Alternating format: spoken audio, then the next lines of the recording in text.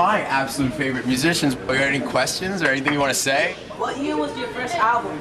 Well, the first album I played on was 1977. That was I joined my brother's band, and they were called Split Ends back in the day. Greg might remember them. Of course I do, yeah. There would be, yeah, that went until about 1984, and then I started Crowded House, and that lasted till early 90s, and then, yeah, we got back together last year. Well, after quite 10 years without doing it. Now, we lost our drummer. He unfortunately died about 3 years ago, and it kind of drew us together again a little bit, so. But it's been great to be back, so. Yeah. Yeah. Sam? Hi. Sam, go ahead. What's your question? I think you just want to say hi. That's okay. Hi. Hi. Hi's good. Everybody, let's say hi to Samantha. Hi. Well done. That's the last time she'll put her hand up. You really? Kareem. Kareem. When did you make Private Universe? Okay, that that's song, a good question. We recorded that song in a place called Carry Beach in New Zealand in 1992, in the summer of 1992, early. Well, our summer, of course, is the opposite to yours, so it was in January. Yeah, because they're New Zealand, right? Yeah, New Zealand, the Southern Hemisphere, it's all back to front down there. New Zealand is near, does anyone know what major continent New Zealand's part of? England?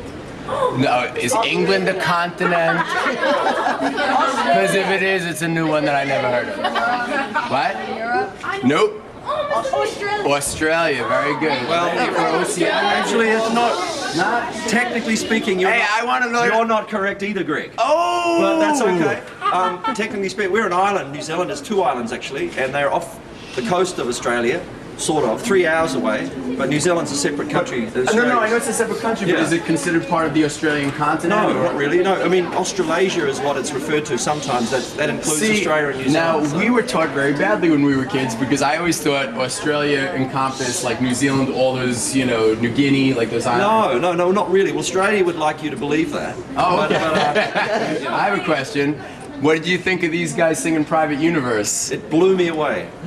Somebody sent me the link to your YouTube performance of the song, and I was absolutely blown away and overjoyed. It was amazing.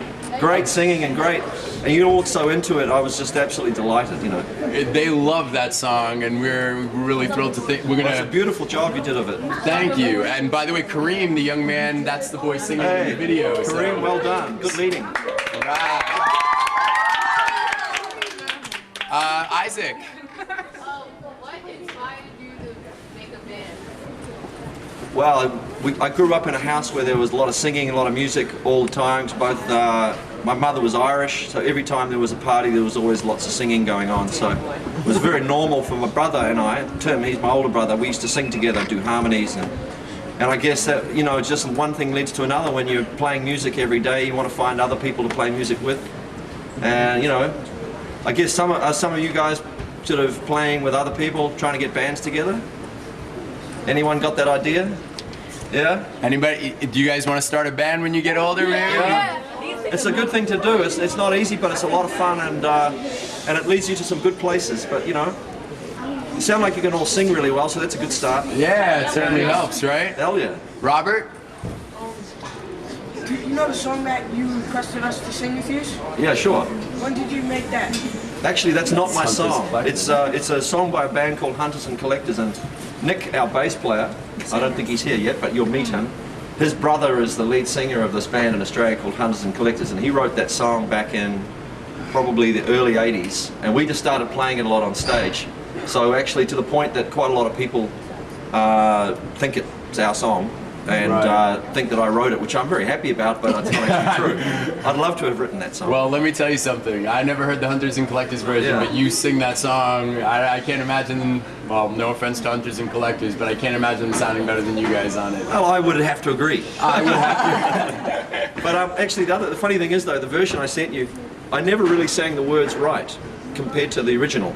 So some of the words that no, well, the second verse, I think I said I kiss you in 165 places, Yes. which was just a little ad lib I made up one night when I forgot the words. We like that though. Well, it was only because I couldn't remember what the words were the night they sent it. It seemed to go over very well with the audience, though. We I always think they liked that one. Yeah. and I think they liked it too. Let's not go any further. Let's not go any further, indeed. And by the way, every single one of those 165 places were on the forehead. We just want to make that clear. Absolutely. All right. What is your question? Two things. One, Mr. B can sing your song, and two, can I have your autograph? What did you say, first part? What was the first one? One Mr. B can't sing your song? Oh, I'm getting dissed. Not only were those were questions. Yeah, really. Well, I suppose can I have your autograph? Can Ms. Moeller just asked, how did Crowded House come up with their name?